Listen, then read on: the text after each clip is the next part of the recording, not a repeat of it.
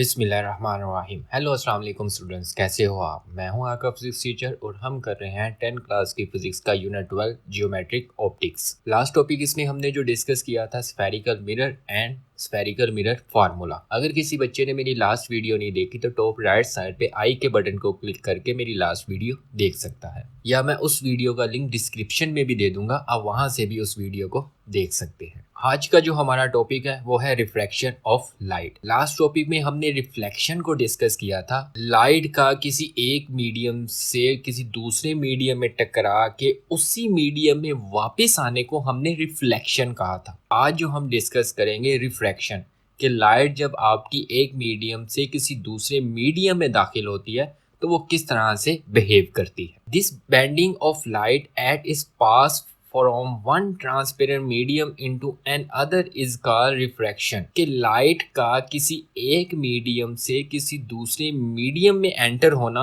और बेंड हो जाना, मतलब ये है कि लाइट का बेंड होना जब वो एक मीडियम से किसी दूसरे मीडियम में दाखिल होती है तो इस फिनोमेने को हम रिफ्रैक्शन कहते हैं। अब इससे क्या मुराद है कि लाइट का बेंड होना, तो इसको हम एक रेयर डायग्राम से डिस्कस करते हैं।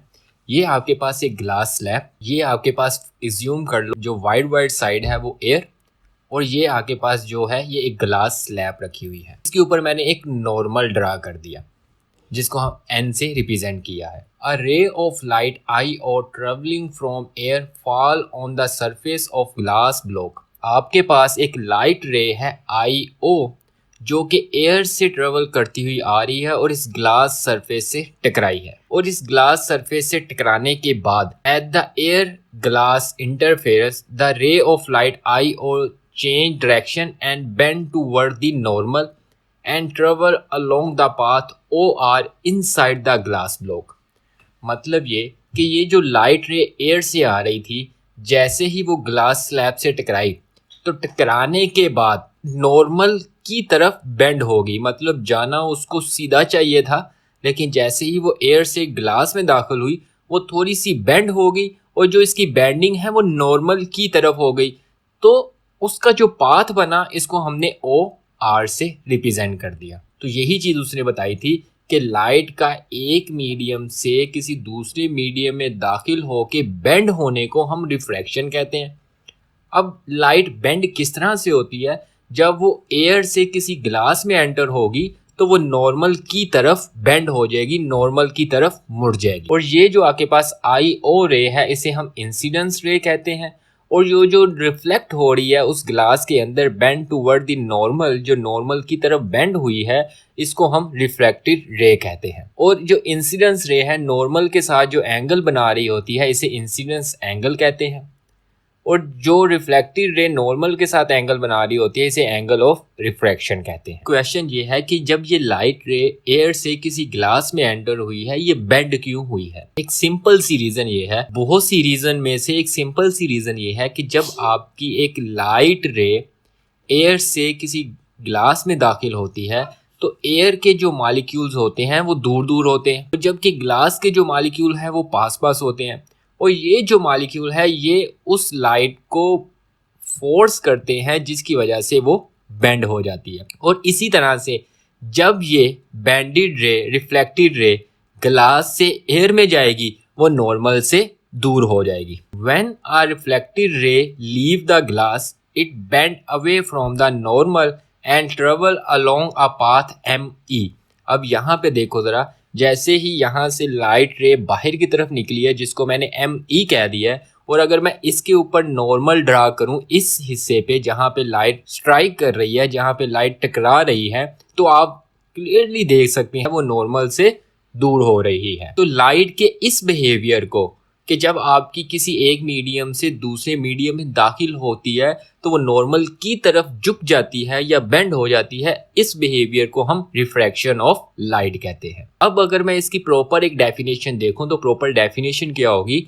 The process of bending of light at it passes from air into glass and vice versa is called reflection of light।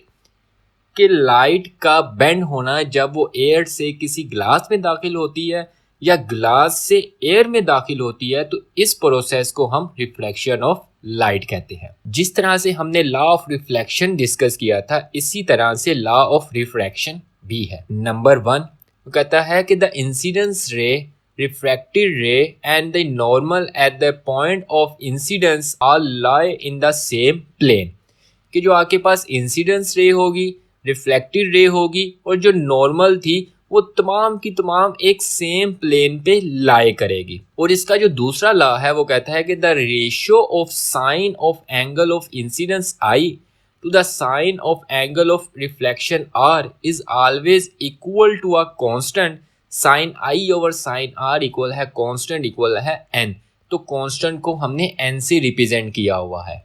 जो आपके पास इंसिडेंस एंगल था I और जो आपके पास रिफ्लेक्टेड एंगल था R, आपने उसकी रेशियो ली sin I over sin r, तो आपके पास एक कांस्टेंट आएगा और वो डिफरेंट हो सकता है from different material. Where the ratio sine I over sine R is know as reflective index of a second medium with respect to the first medium. इसका मतलब ये है कि ये जो हम रेशियो ले रहे हैं sine I over sine R, ये एक रिफ्लेक्टिव इंडेक्स को रिप्रेजेंट करता है। और ये रिफ्लेक्टिव इंडेक्स किस मटेरियल का होगा?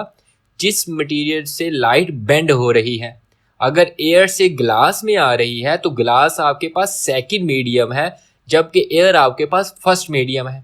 तो हमने रिफ्लेक्टिव इंडेक्स अगर ग्लास का कैलकुलेट करना है तो sine I over sine R होगा, मतलब एयर से ग्लास में एंटर हो रही है। अगर मैंने एयर का कैलकुलेट करना है, ग्लास से जब वो एयर में एंटर होगी तो ग्लास फर्स्ट मीडियम और एयर आपकी सेकंड मीडियम होगा। तो इसी तरह से हम किसी भी मटेरियल का रिफ्लेक्टिव इंडेक्स बड़ी आसानी से फाइंड कर सकते हैं जब हम sign I over sine are की रेशियो लेते हैं। रेशियो मतलब उन दोनों को डिवाइड करते हैं। और इसी चीज़ को अगर मैं लिखूं मैथमेटिकली तो n इक्वल है sine I over sine R. और ये जो चीज़ है इसको हम स्नेल्स लॉ भी कहते हैं। It is called Snell's law. अब हम देखते हैं कि speed of light in medium, कि आपकी एक मीडियम में स्पीड ऑफ लाइट कितनी वेरी करती है, कितनी चेंज होती है। अगर मैं स्पीड ऑफ लाइट की बात करता हूं तो speed of light in air is approximately 3 × 10⁸ metre per second. कि आपकी जो स्पीड ऑफ लाइट है एयर में वो 3 × 10⁸ मीटर पर सेकेंड होती है। The speed of light in water is approximately 2.3 × 10⁸ metre per second, while in glass it approximately 2 × 10⁸ metre per second. कि आपकी जो एयर में स्पीड ऑफ लाइट है वो 3 × 10⁸ मीटर पर सेकेंड होती है।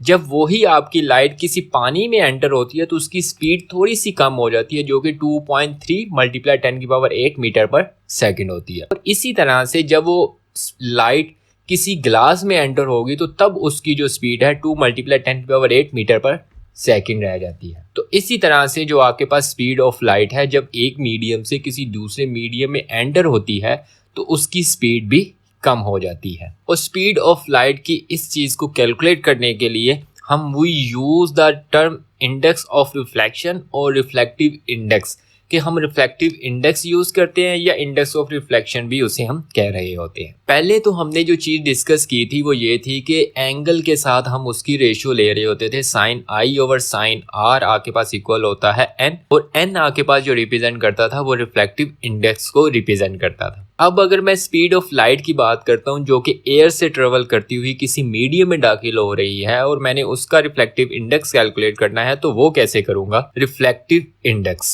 इंडेक्स आपके पास इक्वल है speed of light in air divided by speed of light in medium.